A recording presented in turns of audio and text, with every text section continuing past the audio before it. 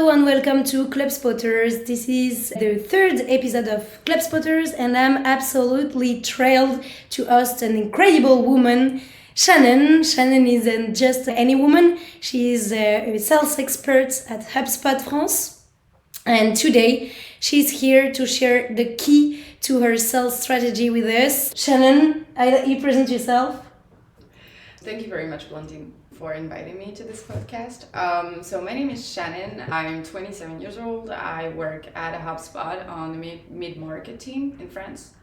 And I'd like to introduce myself as a pure sales product because I always done all my study in sales and all my career in sales. I've always been in love with sales because I wanted to be a lawyer first. And then I think I always wanted to negotiate with people. That's what sales is. So I like to introduce myself as a really salesperson, passionate about sales. And we can see that on your content. You have choose the subject of the podcast. It's the main concept here at ClubSpotters. And you choose to speak about Outbound because you're an Outbound expert. Can you let us know how we can set up HubSpot to be, which is an inbound CRM, to be an outbound CRM, and how can we manage to have the best process in terms of outbound sales on HubSpot? I think HubSpot is what most people think is that it's inbound tool, which is true for the marketing, but the truth is for sales, it's actually an outbound tool. And I see that because I've done outbound basically my whole life. And I'm young, so when I say my whole life, people laugh. Outbound cannot happen if you don't have a 360 view on your prospect, because there will be so much trigger that will help you to prioritize the outbound that you have to put in place, such as the marketing inside. If someone has interact with a LinkedIn post, with a newsletter and everything, this is still outbound because someone is still looking for something that your company might provide, but this is not a demo most of the time. And so this can help you prioritize, and also outbound is really hard. So if you only do cold calls with people that don't even know that you exist, it cannot happen. HubSpot can really help in this case because you have so many productivity tools that you can use, such as tracking, document tracking, email sequences, all of the things that you will use in outbound, like in any company in outbound with multiple tools, but you can have everything all in one in HubSpot. And at the same time, you can use the marketing insight in order to help you prioritize the outbound leads that you need to reach out. So how you're going to set up is, if you do inbound, you need to do outbound and inbound in the same place. Mm-hmm. So this is the first thing. If you only do outbound and no inbound, I think this might be a mistake because you need to communicate with your customer, and your salespeople cannot do that for you. So as long as you have a newsletter or something, it's important for your salespeople to see if someone is subscribing to your newsletter, even if he's not directly interested in your product. This could be a very great icebreaker. So I think that this is how you can set up HubSpot, is use the basic features that you have in marketing, even if you don't do marketing like in a high level, and also use the productivity tool to help you save time, such as the task and prepare the calls. But I think we can discuss it further. Yeah. Okay. You do lots of content, outbound, how to make a call, how to answer questions, how to block some objection, how to sell better. Can you tell us the few things that you can build to help the sales team to quit the guideline, for example, the pick or something like that, all the method that you promote on your content? Do you have some tips? Yes, of course. I think there is two main things. The first one is the organization. So you need to have your calendar directly linked into HubSpot. You also have the prospecting space, which can help a lot because you have your calendar, you have your leads. So you have so many tools in front of you. So when you start your day, you know what to prioritize. But you need to have a very great organization. Otherwise, it's not going to work because you need to prioritize your time and keep motivation on point, because you get rejection a lot. And this is not human for people.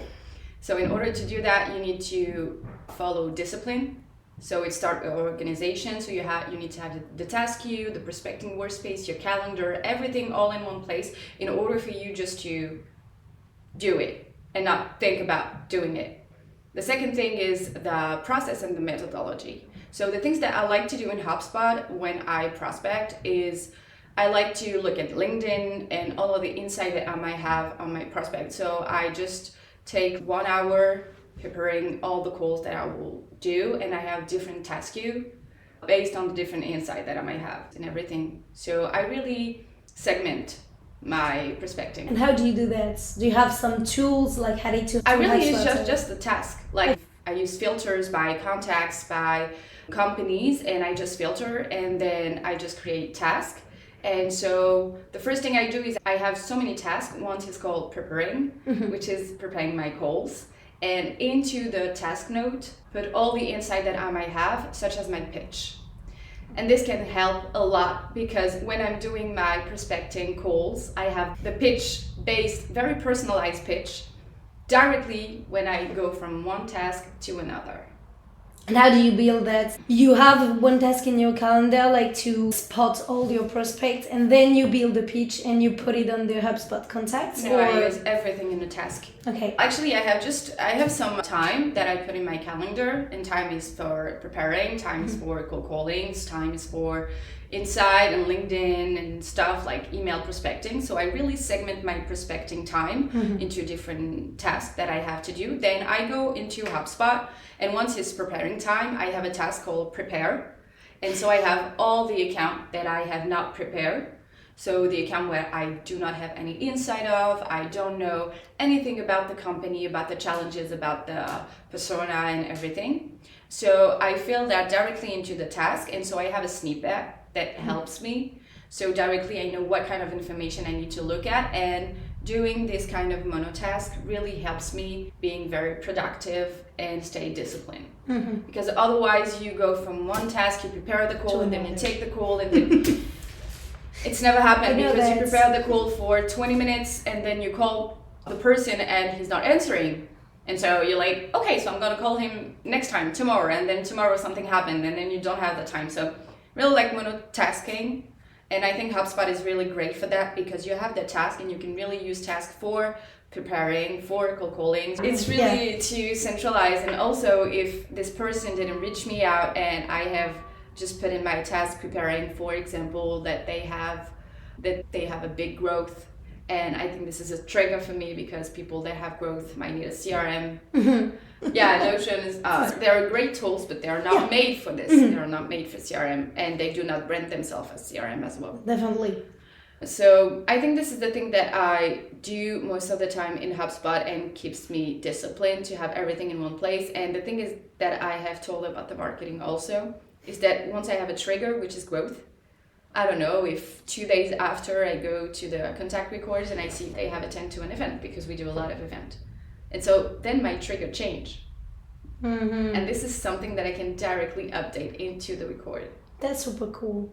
And so that's super cool because it really keeps you updated and you really create long relationships with your customer. And it's not just about, oh, do you need a CRM? Do you want to buy a CRM? Because it doesn't happen like that. HubSpot is great because once you're selling a CRM, you really have to build long relationship with your customer. You have to be in a very consultative selling. And my content is based on this because I see so many people trying to sold stuff for people that do not need that. And this is not where it's going to work because you're going to spend the whole time chasing something and you will never get the effort at the end of it. And so I totally agree. But now we know that when you are working for a company which have like a very huge offer, like a very complex offer, you need to be in a consultative mode, and that's the only way to find a win-win between your clients and the company you're working in. It's a short-term strategy. It's just short-term, it's not long-term. And when you're selling complex tools such as SaaS and complex SaaS and very strategic tools for them, you cannot do that in short-term because you spend so many time trying to sell to these people. If you do it bad, then you have just waste your time. You have win a deal, but that's it. And this is the customer that would be the worst for you because you will lose trust with them. They will be horrible with you in terms of customer service. They will not pay, they can churn, they will probably stay a year, they will churn the second year. It's just a short-term strategy. It doesn't have any impact for you, and you lose referral. Yeah, exactly. That was what I wanted to say. Like, it's in terms of image, it's like the worst you can find. Honestly, that's the worst. It's impact your brand as a salesperson, your brand as a company, your future customer, your future ambassador. Also, the sales, the customer service team, everyone is impacted by this shortened decision. Instead of just saying, okay, we might not be the best fit for you, that's fine. I save my time. I save maybe 10, 12 hours, and I go looking for someone else.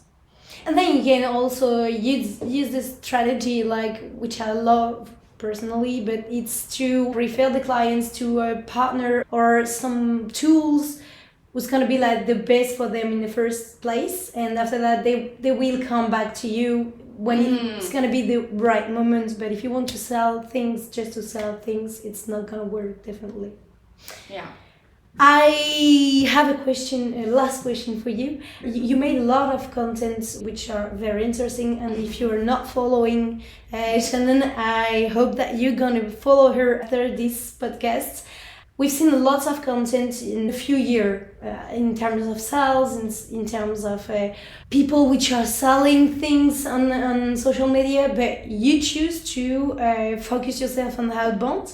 Can you please give all the audience of ClubSpotter the 2 essential to have if you are in sales outbound on HubSpot? Yeah, the first thing is you need to forget that you sell product with features. You sold a solution to a problem. This is the first tip that everyone needs to have, because people don't buy features. They buy solution. Everyone. And the second thing is, it's not a tip that I give to everyone, so you have the exclusive on this podcast. All your prospects are liars. And that's the fact. And I don't think that it's mean to say that. They're liars, but they don't even know that they lied to you. It's just that they have not consciously thought about the problem. They only seen a little part of the problem that is painful for them. And you need to really deep dive. You cannot just believe them. You need to deep dive. You need to really understand all the medic structure, such as the decision-making process. Why now and why not 2 years later, 6 months earlier? This is really important. Why now? Because there is never a right time to put in place a CRM. Never. You'll always have your daily business to deal with. There's never a right time. It's always something really challenging in terms of teams, because there are so many people involved. So you do not need to believe them. You have to challenge them, and you do not have the choice for that.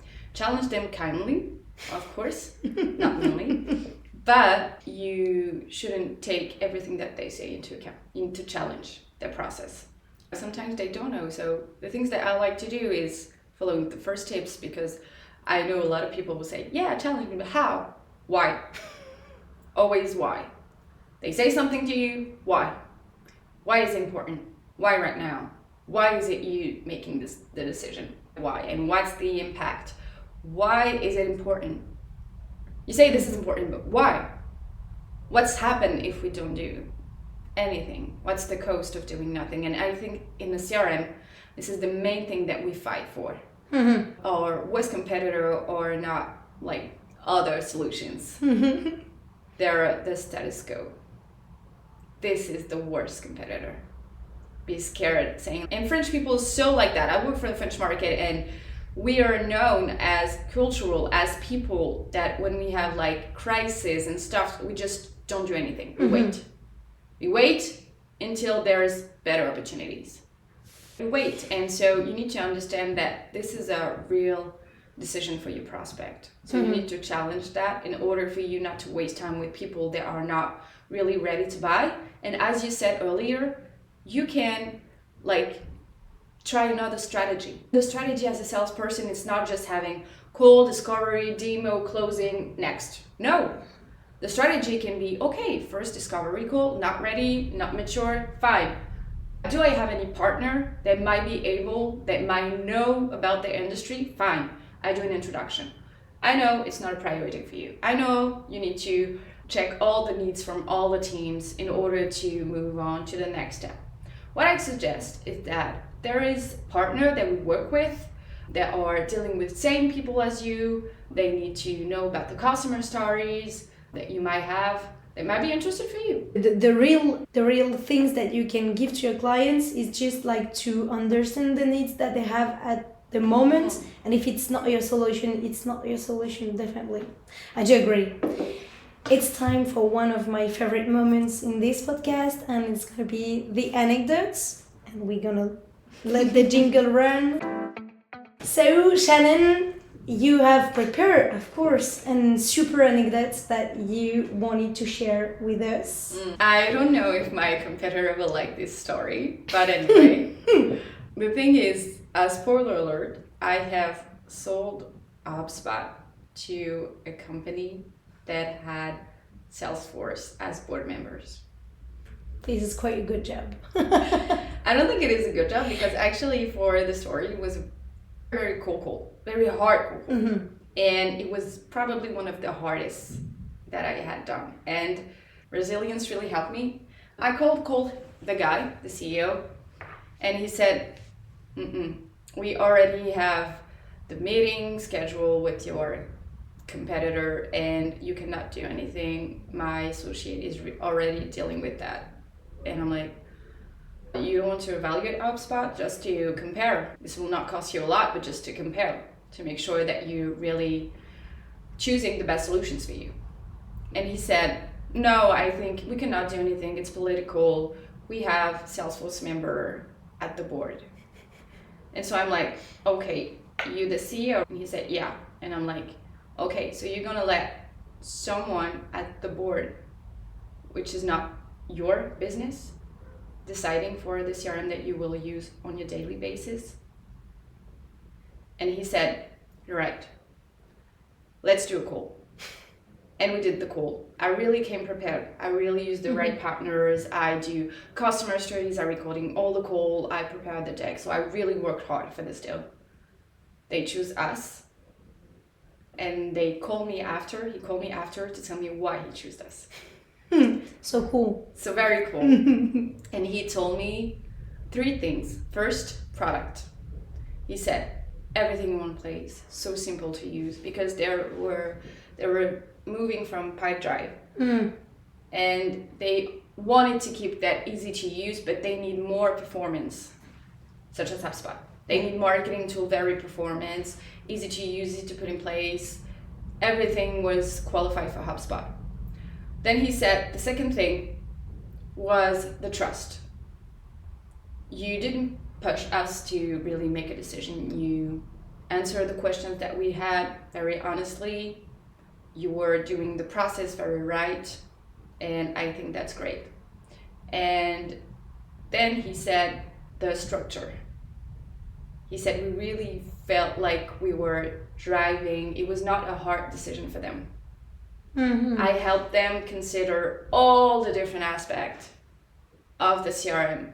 What do you want to use? Even the offer of the competitors. Or... Actually, the funniest part is that the offer of the competitor was 20% cheaper. So it wasn't about pricing. It was about product, process, and trust. And this is the main thing that you need to know. You will not learn anytime, and maybe I had a little bit of luck. I would not lie, probably. But I don't think so. In terms of sales, there is always a little bit of luck in sales. No, I do think that lucks could be described as fits with the person. Fit. Yeah, but this is not like never. No, but I think it was very hard for them to make the decision in terms of political and business. But I think that they knew that it was the right decision for them in terms of tools. They need to scale really fast. They need something that was really agile. And the thing is that even if the offer of the competitor was 20% cheaper, the things that people keep to forget, and I try to wear my customer about that, is that CRM, it's not only the license. It's not only the license of the tool that you choose, it's how it's going to be used, this is a cost. If it's going to be used, that has a cost too.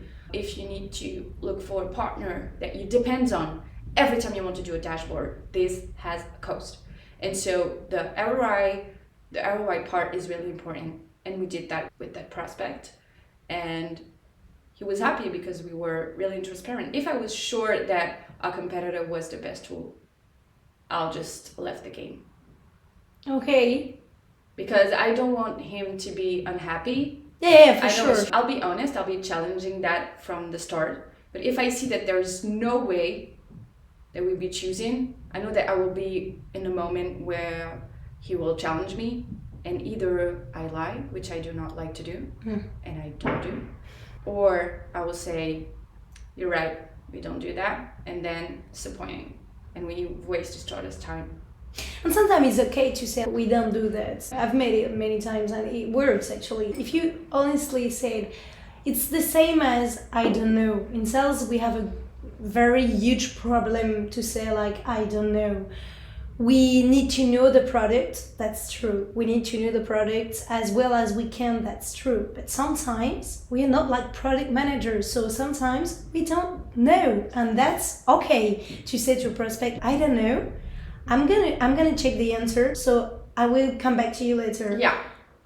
It's crazy because people tend to forget that sales is just a human relation. And once you're with your friends and he asks you about some things, and you don't want to lie to your friends or to your family member, you would say, I don't know, I'm gonna check and I don't know. And you know that once you get back with the answer, they will believe you more because they know that you are a person that double check and do not say things that comes through your mind. And the way that you treat your friends and your family members should be the same way that you treat your prospect in terms of human.